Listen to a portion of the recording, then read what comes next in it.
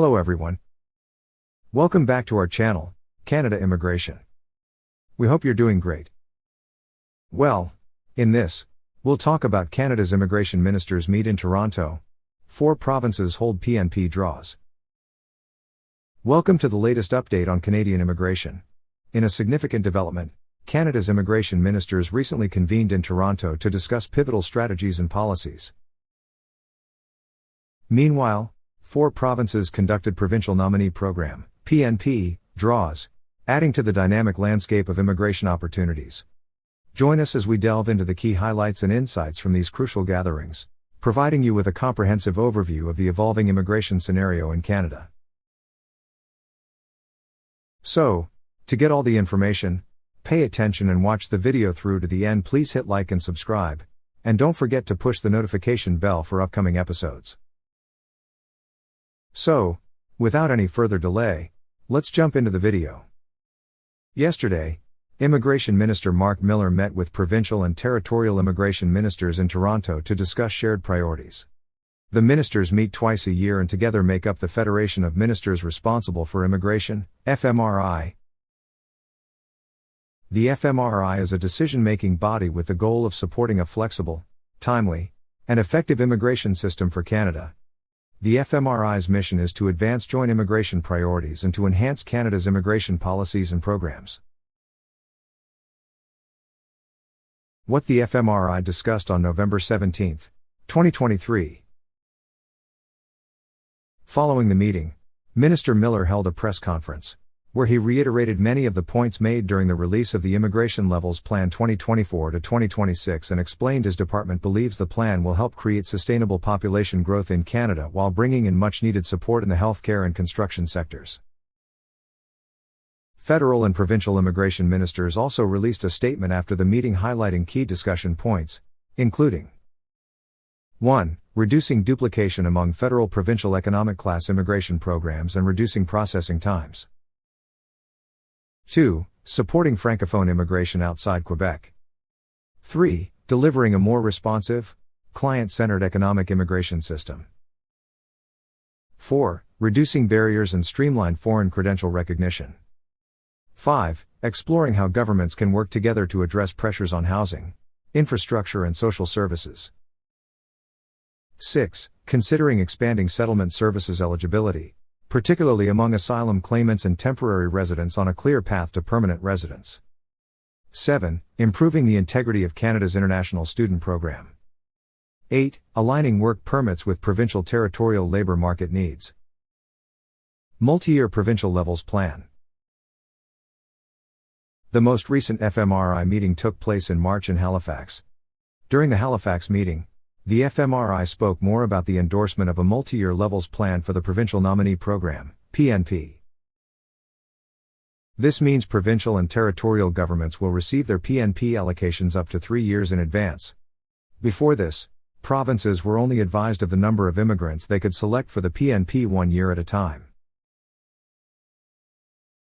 A multi-year plan can benefit the provinces by ensuring that they can provide sufficient settlement services, housing, healthcare, and other infrastructure for newcomers while balancing the needs of those already living within a province. At the time, the ministers discussed other relevant issues such as improving international education recognition and making it easier for in-demand professionals, such as those in healthcare and construction occupations, to start working in Canada sooner. They also discussed the expansion of the Atlantic Immigration Program and the Rural and Northern Immigration Pilot Program. Canada's new immigration strategy. Provincial priorities tend to align with the federal government. Immigration, Refugees and Citizenship Canada, IRCC, recently released a new strategy, an immigration system for Canada's future. In the strategy, IRCC mentions the need for increased consultations with provincial governments and other partners and stakeholders to help adopt a whole-of-government approach to support sustainable levels of immigration that will strengthen Canada's economy and workforce. This approach was also referenced in the creation of the Federal Immigration Levels Plan 2024 to 2026. Canada will admit up to 500,000 new permanent residents per year in both 2025 and 2026. Among them, 110,000 will arrive through the PNP in 2024 and 120,000 will arrive through the PNP in 2025 and 2026. Immigration a shared responsibility. IRCC works closely with the provinces and territories because immigration is a shared responsibility under Canada's Constitution. Under the Immigration and Refugee Protection Act, IRPA, the legislation that governs Canada's federal and provincial immigration system, provinces can select some of the economic immigration candidates who are the most likely to support local economies and integrate into the provincial workforce.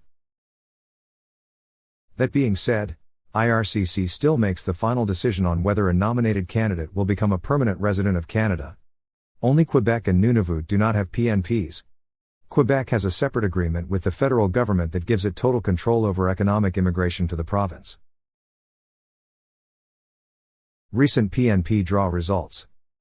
The FMRI meeting followed an eventful week where 4 provinces announced the results of recent PNP draws. The results are summarized below. British Columbia PNP. On November 16, British Columbia invited more than 219 candidates in the most recent British Columbia PNP draw. Among the 5 draws, the largest was a general draw inviting 116 candidates from the skilled worker, international graduate and entry-level and semi-skilled streams. Minimum scores ranged from 94 to 115 depending on the stream. The remaining 4 draws were targeted for skilled worker and international graduates in specific occupations. Early childcare educators and assistants, 59. Healthcare, 32. Other priority occupations, less than 5. Candidates in these draws needed a minimum score of 60. BC also held its first targeted draw for those in construction occupations. The province invited 12 skilled worker and international graduate candidates with a minimum score of 75. Manitoba PNP draw. Manitoba invited 301 candidates to apply on November 16. The province held 4 draws for candidates in 3 streams.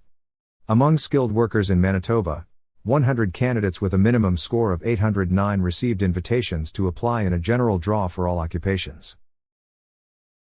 There was a second draw for skilled workers that was occupation-specific and considered a range of National Occupational Classification, NOC, codes from healthcare, education and home care. The remaining draws saw 61 candidates invited from the international education stream and 48 skilled workers overseas with a minimum score of 721. Prince Edward Island. PEI invited 141 candidates in the PEI PNP also on November 16. The province invited 134 labor and express entry candidates working for a PEI employer with a minimum AOI score of 55. There was also a small draw for business work permit entrepreneur candidates. These 7 candidates needed a minimum score of 80 to be considered. PEI has invited 2,527 candidates through these 2 streams in the past 12 months. Alberta PNP. Alberta invited 16 express entry candidates on November 9. These candidates were in the dedicated healthcare pathway with Alberta job offer stream and required a minimum comprehensive ranking system score of more than 300. The Alberta Advantage Immigration Program, AAIP, shows that candidates in this stream who submit their final application can expect to wait up to 2 months for a final decision. Thank you for joining us in this insightful exploration of recent developments in Canadian immigration. The meeting of immigration ministers in Toronto and the provincial nominee program draws in 4 provinces underscore the ongoing efforts to shape Canada's immigration landscape.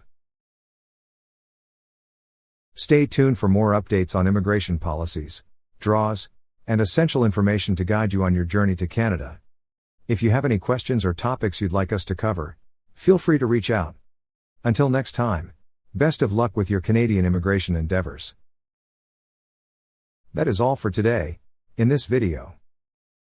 What are your thoughts on this? Please let us know in the comments section below. Thanks for watching the entire video. Hopefully, the information is useful to you.